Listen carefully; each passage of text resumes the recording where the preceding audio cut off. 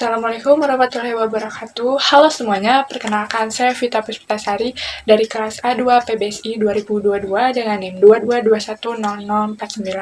Saat ini saya akan mempresentasikan mengenai penelitian saya tentang analisis Dexis dalam iklan kolaborasi idola K-pop dengan produk Indonesia. Nah, untuk pada bagian pertama yaitu mengenai abstrak. Nah, di dalam abstrak ini, penelitian ini bertujuan untuk mendeskripsikan dan menganalisis penggunaan Dexis dalam iklan produk Indonesia yang berkolaborasi dengan idola K-pop, serta mengungkapkan fungsi komunikatifnya dalam konteks lintas budaya. Saya menggunakan metode kualitatif deskriptif dengan menganalisis 7 iklan dari YouTube yang memenuhi kriteria produk lokal Indonesia dengan endorser idola K-pop. Nah, dalam hasil penelitian menunjukkan dominasi Dexis persona kedua seperti kamu untuk menciptakan sebuah kedekatan, Dexis waktu it's time untuk urgensi, lalu Dexis tempat seperti di Shopee untuk lokalisasi.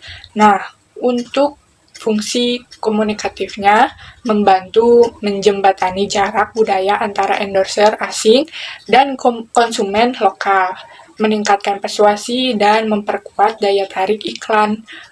Pernahkah kalian melihat iklan Shopee dengan Blackpink atau Indomie dengan New Jeans? Nah, penelitian ini mengungkapkan bagaimana bahasa dalam iklan tersebut bekerja. Selanjutnya, untuk pada bagian pendahuluan terdapat latar belakang.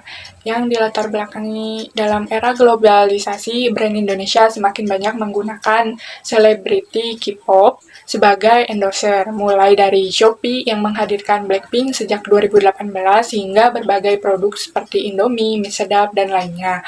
Kolaborasi lintas budaya ini menarik untuk dikaji dari sudut linguistik, khususnya penggunaan Dexis, yaitu kata-kata yang maknanya bergantung pada konteks seperti kamu, ini, atau sekarang.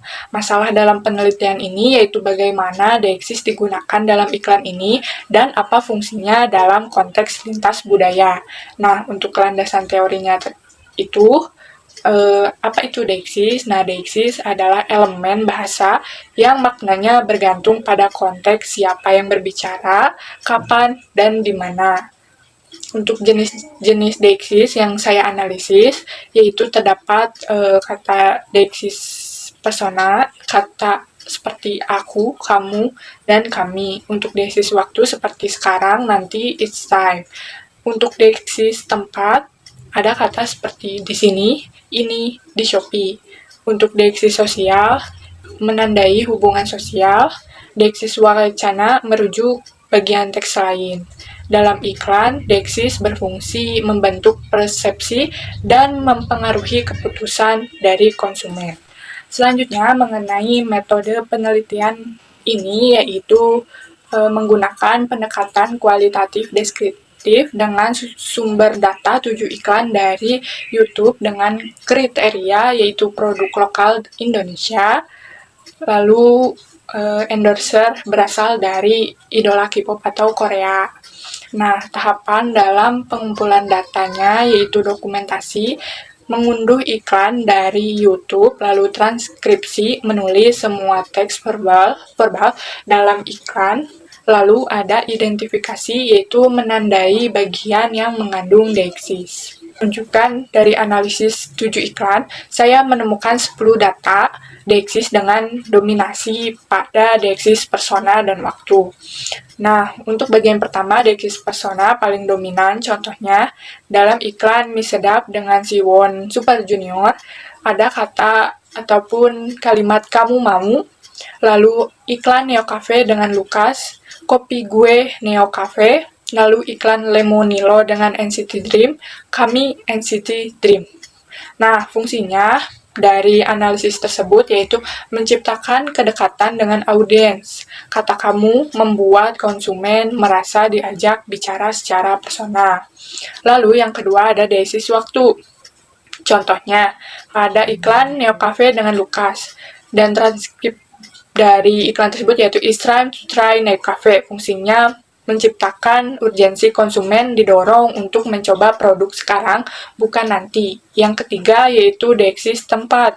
Contohnya pada iklan Shopee, heart to heart yaitu di Shopee, dan iklan sosis Fiesta dengan treasure dalam transkripnya yaitu ini pilihan treasure. Fungsinya yaitu melokalisasi produk, membutuhkan produk terasa dekat dan tersedia untuk konsumen Indonesia.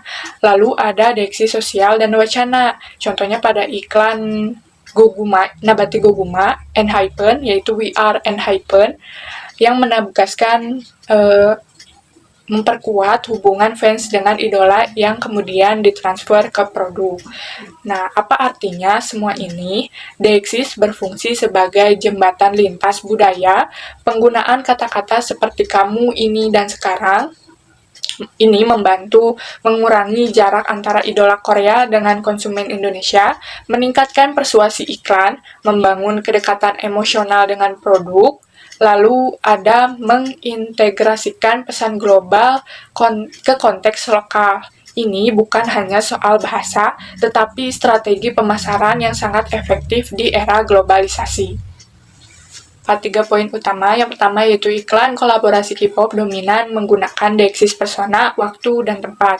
Yang kedua yaitu Dexis berfungsi menjembatani jarak antar budaya dan endorser asing dengan konsumen lokal. Yang ketiga, strategi ini efektif untuk meningkatkan persuasi dan identifikasi emosional dalam lintas budaya. Nah, itu tadi mengenai pembahasan terkait dengan penelitian analisis Dexis yang telah saya lakukan. Terima kasih atas perhatiannya. Mohon maaf apabila banyak kekurangannya. Wassalamualaikum warahmatullahi wabarakatuh.